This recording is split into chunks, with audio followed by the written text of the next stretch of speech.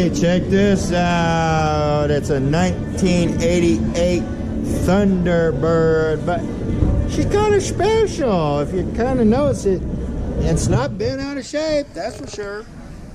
It's a special kind of car. It's a wonderful kind of car. Can you guess?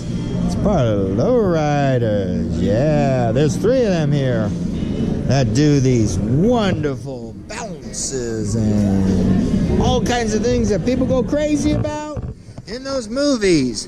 And that's what does it right there, along with a lot of other components and a skilled operator.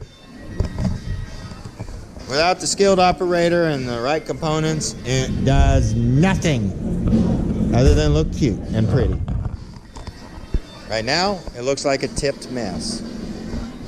And they've got this poor guy just working to the bones. Come on. Take a break. Watch Willis Talk. Next time. Or check out that one.